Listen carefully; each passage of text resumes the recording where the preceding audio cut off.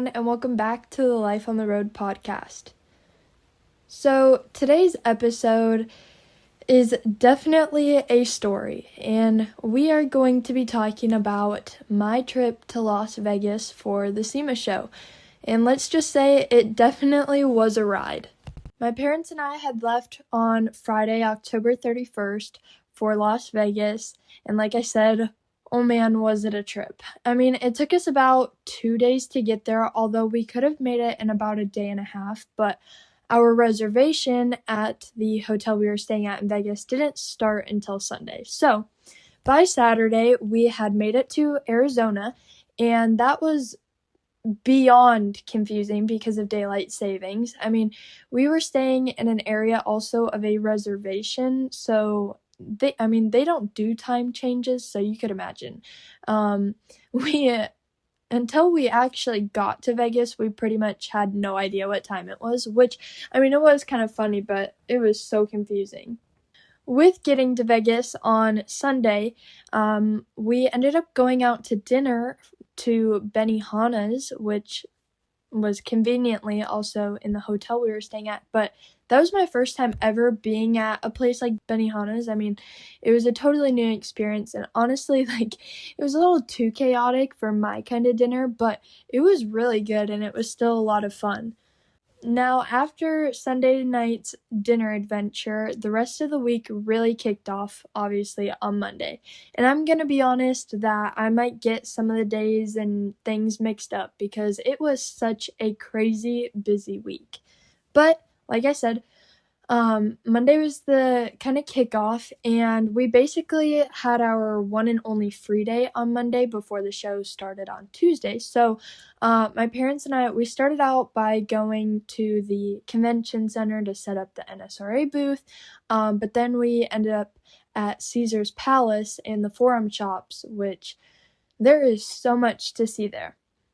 And a little bit of a funny part of this is I love my mom more than anything in the world, but she made us stay an extra 30 minutes for the weirdest, cringiest, oh my gosh, close my eyes show I've ever seen in my life. And not like in a bad Vegas close my eyes kind of way, but it was this weird, aquarium show that I don't even know, but we've been joking about it ever since nonstop. So, but honestly, there's so much cool stuff there, whether it's, the architecture of the building itself, or simply the fancy, crazy expensive shops, and even movie and musician memorabilia that are at those shops. I mean, it was pretty cool.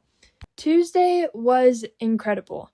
I got to reattempt my experience at meeting Hailie Deegan, and for anyone who doesn't know who she is a motorsports racing driver, and her dad, Brian Deegan, was really a big name, mainly in the 90s and early 2000s, but in motocross and rallycross racing. I had met Hailie and her dad, Brian, last year at the SEMA show, and he was supposed to be there at the SEMA show this year, but her brother Hayden was racing in, I can't remember what country it was, but so he had to it was very last minute, he ended up having to go there, so it was just Hailie, but that was pretty cool. And then after meeting Hailie, my dad and I had gone over to the, I believe it was Heatwave sunglasses booth. I know that was part of it, but I don't know if that's strictly what the booth was, but so I could meet Leah Pruett and her husband, who is Tony Stewart, and they were so incredibly nice.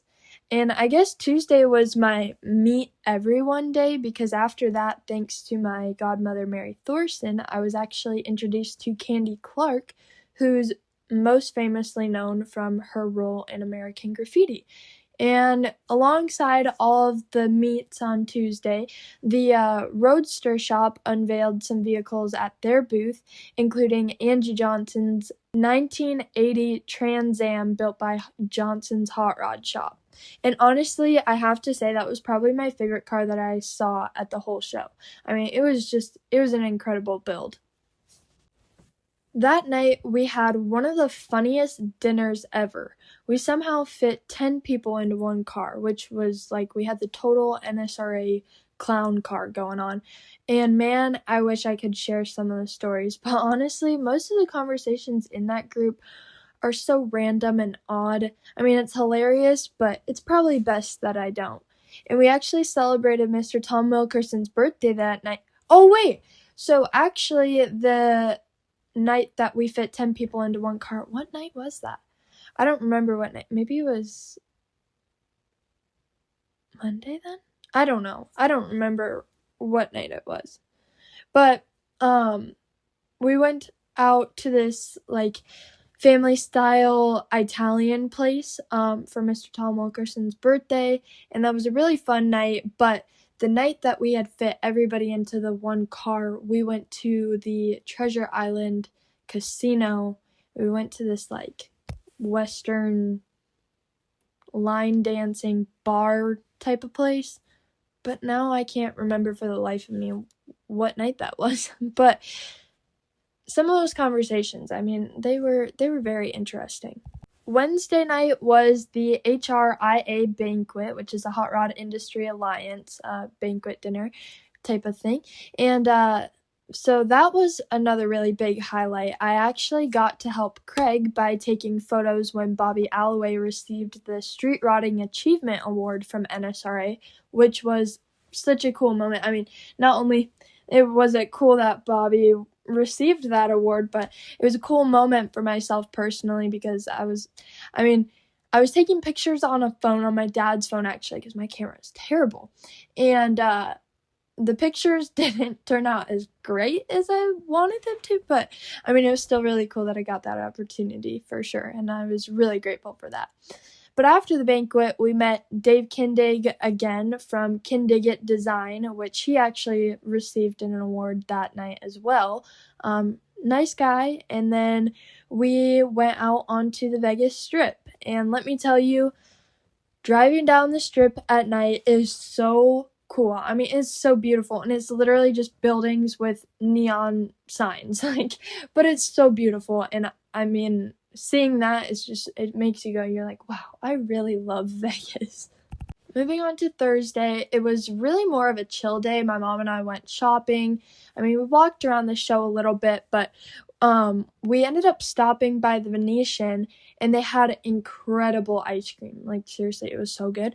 But one of my biggest bummers on, I think it was Friday night, and on Thursday when my mom and I went shopping, but Vegas is getting prepared for Formula 1, and so there's so much stuff that's like covered, and there's like at the Venetian there's like this, it's almost like this river kind of thing, and then there's like boats that go through it, and these Italian people sing to you. I don't remember what it's called, but and I was so I wanted to take a picture of that so bad and see it so bad, but literally all the water was drained out, and there was like huge, I don't even know what they were, but it was all under construction.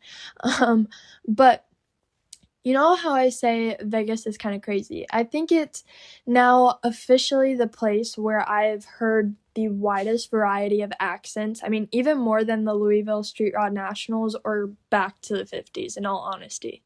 But some of the people that come up and they're just talking to you, it's like, can you just keep talking? Like, if we start talking about something random, just keep talking, because your accent, like, not in a bad way, but it's kind of cool. But my week really was made on Thursday while my mom and I were out shopping, because if you listened to my podcast trailer, you know how much I love the Sandlot. So when I saw a pair of actual PF flyers at a store, I freaked out. Jaw dropped, like total nostalgia moment. I mean, I love Elvis, but growing up, Benny the Jet Rodriguez was right up there with Elvis Presley as my biggest crush. So, which obviously they weren't the shoes that Mike Vitar wore when he was playing Benny in the movie, but I didn't even think PF Flyers were like a real shoe. I didn't even know that they were a real thing. So that, like, I figured maybe it was just like a Converse that they kind of changed around for the movie. I don't know what I was thinking, but that was really cool for me. Even though it sounds a little nerdy, I thought it was cool. Friday was probably my favorite day. I got to re-meet Chip Foose, and although he didn't totally remember me this time, he remembered, coming to Minnesota and doing those things and whatnot. But he did remember my dad and being at Back to the 50s with him on a golf cart looking for a car that had won the Riddler Award previously. And so I was like, of course, he remembers my dad, but not me after I just told all these people. But, I haven't seen him since I was 11, and I couldn't imagine meeting all those people, doing all those things. But anyways, it was still super cool that he remembered that moment with my dad. And, but yeah, that night we ended up going to Cabo Wabo, and that is my absolute new favorite restaurant. And for those of you who don't know what Cabo Wabo is, it's actually Sammy Hagar's bar. And so they're playing rock and roll music, and it's kind of like a Mexican place mainly. And I'm not a big Mexican food person. Like, I don't really like Mexican food that much, but it was really good, and the music was incredible. I knew every word, and jokingly I said to my parents, I was like, you guys are pretty lucky. And they were like, why? And I said, they were like, we know, but why? And I was like, I have really great music taste. And I was like, good job, guys. And so, they were playing Van Halen, obviously Sammy Hagar, Prince, Def Leppard, ZZ Top, like all these things. And let me tell you, when Viva Las Vegas, covered by ZZ Top, came on, I know I mentioned this in Wednesday's episode, but you could barely hear the music in there. It's still great music, but you could barely hear, and Aerosmith, but I was singing every single word. So I really, really wish that I could make this episode longer and go into more detail about conversations and, some other things that happened throughout the week. But like I said, it's probably the best that I maybe don't. But yeah, I hope you guys, if you're friends with me on my personal page, I hope you enjoyed seeing my photos from the week, and I'll definitely make sure to share some of those here on the Lucy Ann Media pages as well. But yeah, that was kind of the brief rundown of the Las Vegas trip. A little or a lot of chaos, but a lot of laughs and a ton of memories were made. Before I end this, I have to say, which I wanted to start it out at the beginning of this episode, but before I end it, I just have to say a huge thank you to Miss Teresa Walker for the passes to the SEMA show. Truly, I really don't know what I would do without our NSRA family. Really, NSRA has got to be one of the best things that I've ever been considerably involved with, and I love everybody, and it's such a great time. So thank you, Miss Teresa. But yeah, thank you guys for listening today, and I hope you enjoyed hearing a little bit about my trip. Make sure to leave a follow or subscribe, comment down below, share this episode or anything else with a friend or your family. So I'll see you guys in the next one, and thank you so much.